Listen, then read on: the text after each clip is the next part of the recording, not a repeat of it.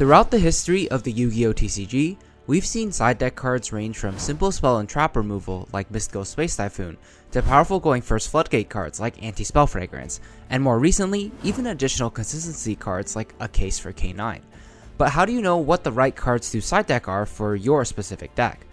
My name is tcgsam, and in today's video, I'll be going over a lesser talked about idea when it comes to side decking.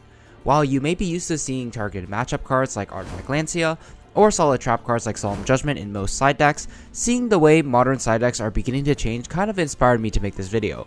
I think all competitive players should be aware of this shift and start changing their mindset when it comes to building a side deck. So if you enjoy this type of content and find it helpful for your competitive journey, then all I ask is that you consider subscribing to the channel, since it really helps keep me motivated to keep posting more videos like this in the future.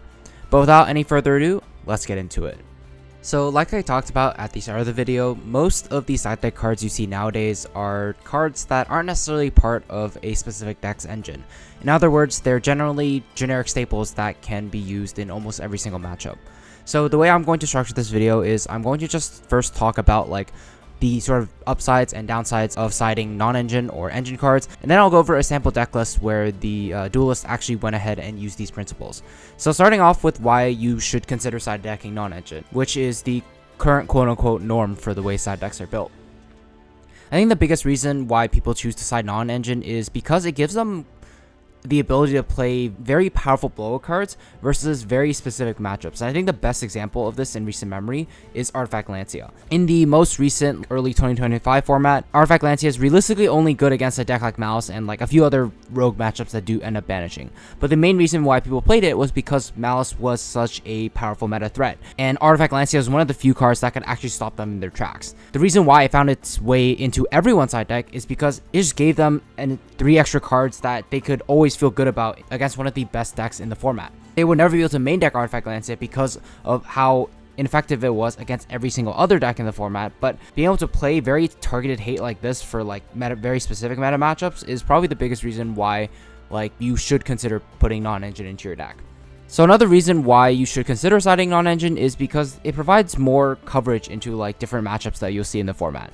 Unless we're in a format where we only have like one deck or maybe 2 decks, a lot of the times your main deck is going to be built for the general format as a whole. You're going to play cards that are generally at least usable into most, if not all, matchups, and then put like those more coverage cards into your side deck. Perhaps like the most clear example of this is with something like spell and trap removal. You're generally not going to see many decks main deck cards like Harpy's Feather Duster or Lightning Storm, and a lot of the times you'll see these in the side deck. It's not there for like a specific matchup like Lancea is for Malice, but rather these are just generally good staple cards that you can put into your deck into many different matchups and have it be decent, if not really good. For example, with like Harpy's Feather Duster, it could be good into a deck like Stun, or it could even be decent into like a previous contender we had like Yugioh. In these cases, it's not necessarily there to target those decks specifically like Lancea did with Malice. That does make it so the cards that you have in your deck do have a little bit more coverage against the general metagame as a whole, which I think is one of the most important things to consider when deck building. And then finally, the last reason I think why you would consider side decking non-engine is because it just gives you more flexibility in the way that builds your deck overall.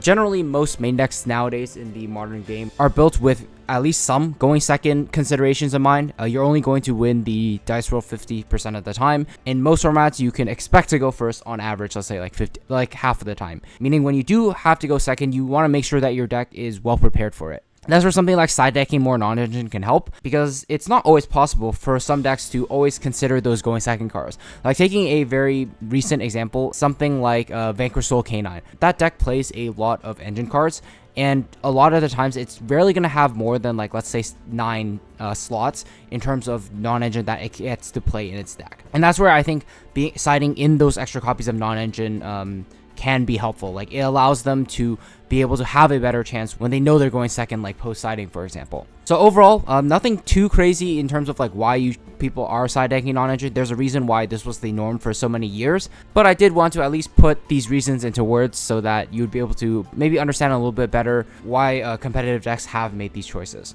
At the time of recording, the most recent premiere event we had was YCS Vancouver. This is the deck list that got first place at that event. I wanted to draw your attention to their side deck specifically. You'll notice that in the side deck, they do have those targeted hate cards like Lancea, for example, against a deck like Malice, or Retaliating Sea against a deck like Dracotail. These cards are blowouts in their respective matchups and will generally give them an edge when going into that matchup. And then for specific coverage cards, there aren't that many in this deck, but cards like Talents and Call by the Grave, these are some of the most generic and powerful staples that we have in the game right now. And playing these means that no matter what matchup you're going into, you should always have cards that are at least pretty solid. Like both Call by and Talents specifically also have uses going first and going second as well. So I think that just having access to these like generic non-engine cards that are good into every single matchup means that like no matter what you end up playing, like you're going to be able to take out a few subpar cards from your main deck and then swap them with these like more generic ones. And then lastly, I want to talk about Solemn Judgment as well. This is a card that can always go in against any single matchup going first. It's not necessarily going to be a blowout like a floodgate card would, but it just generally gives the deck some nice utility against every single matchup going first, and it allows for them to be a little more flexible in their deck building in the sense that they get to main deck a card like Fualos, since they always have a card to be able to replace it with when they do choose to go first.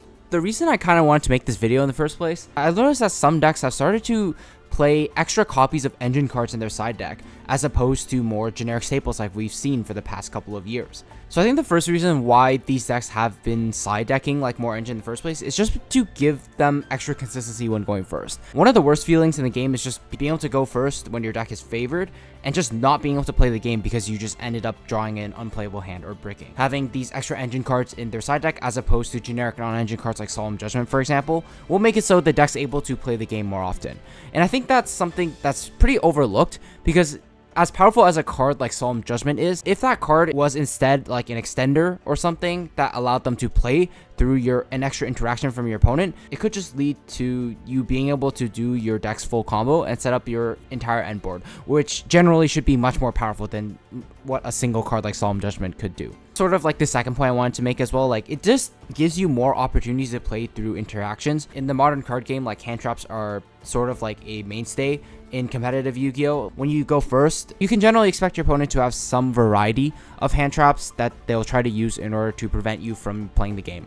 And being able to put in extra extenders or extra consistency into your deck means your deck will generally have a better chance to play through it and be able to set up your end board. I think perhaps the most important part of it though is that these cards are generally accessible through like the rest of your engine. Take a case for K9, for example. In the K9 deck, like this card is searchable. Like you don't have to hard draw it in order to actually get access to it. And that's similar to a card like Apophysis Swamp Deed as well, which can be set off of a generic link monster like Still Hot Rabbit. Why this is important is because you should be seeing these cards most, if not all the time, when you're able to play the game. When you're doing your combo, for example, you don't have to like hope to draw into like these side deck cards like you would with something like Solemn Judgment, for example.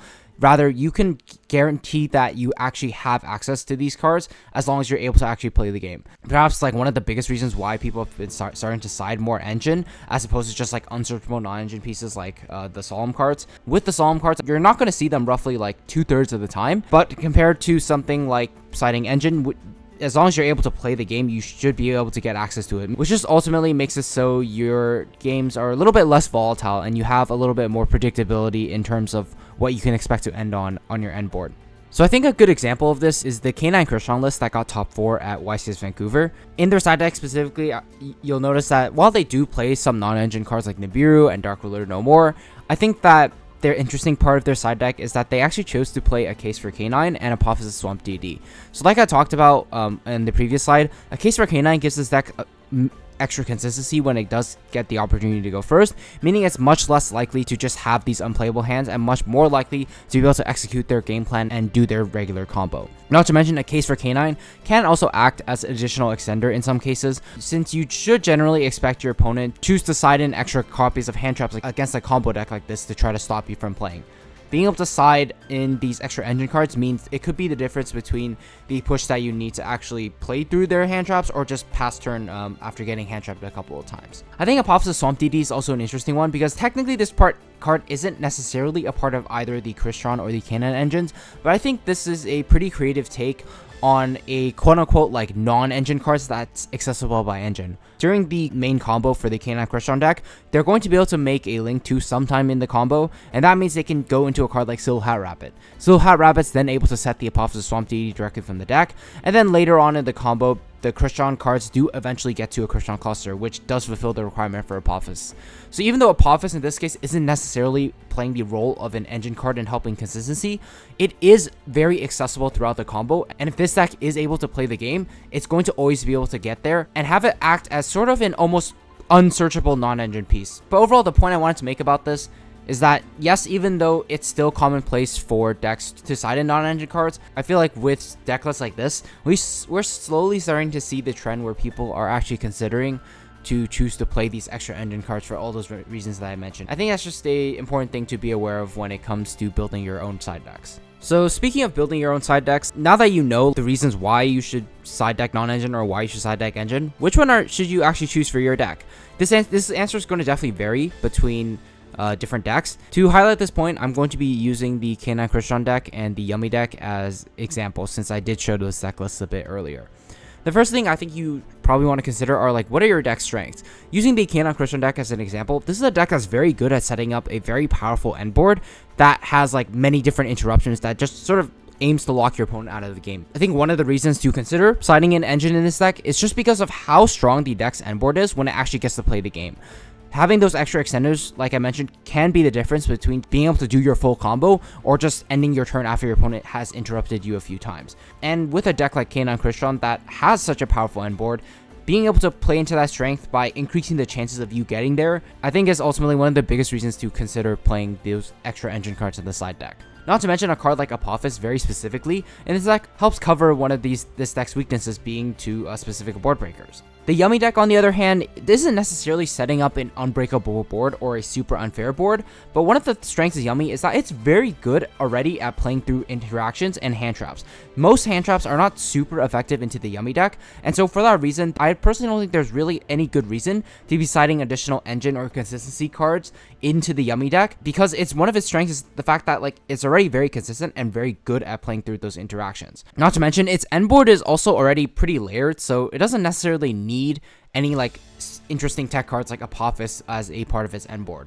Rather, it can play those more generic cards like Solemn Judgment that has coverage into every single matchup. In terms of covering its weaknesses as well, like I think while Yummy is a fairly resilient deck, it doesn't really lose to any specific cards. I think that one of Yummy's weaknesses is the fact that it does have somewhat of a poor matchup into certain decks like Dracotail, for example, and being able to play specific targeted non-engine like Retaliating Sea in the Yummy deck could make the difference in that matchup and sort of swing it back in the Yummy player's favor. So those were just like two very like general like surface level thoughts about like both of these decks. When it comes to the deck building process for the specific deck that you're choosing to play, I think it's important to actually consider like what you want these side deck cards to accomplish. Like, do you want them to complement your deck's strengths as well as help cover some of your deck's weaknesses? This is also something that's going to change format to format as well. Like, just as a quick example, using like K9 Crystron and Yummy again, let's say we've gone to a point where people have decided that hand traps are not good and people have started to play like powerful going second like breaker cards like Dark Ruler No More and Raigeki.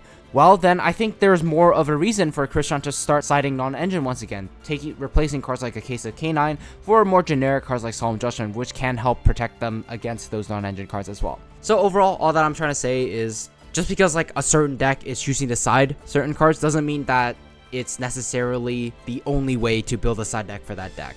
Ultimately, it's going to depend on the deck that you're choosing to play, as well as the general meta trends in the format that you're playing in. There isn't necessarily a set rule when it comes to choosing what types of card to put in your side decks. So you can sort of think of it as an art form that where each player is going to have their own thoughts and their own ideas when it comes to building up their side deck. So that's gonna wrap it up for the video today. Before I sign off, I just want to give a quick shout out to Card Trader. You can check them out using my affiliate link in the description below and use code TCGSAM to get 5% off your first order while helping to support the channel. If you guys enjoyed this video, then all I ask is that you please consider subscribing to the channel and leaving a like. It really does help the channel grow and it gives me more motivation to make more of these videos in the future. I know this one was a bit different than the type of normal content that I make, so if you guys enjoyed it or didn't enjoy it, then I'd be curious to hear what you think in the comments, so do let me know. But with all that being said, I just want to thank you all so much for watching, and I will see you guys in the next one. Take care.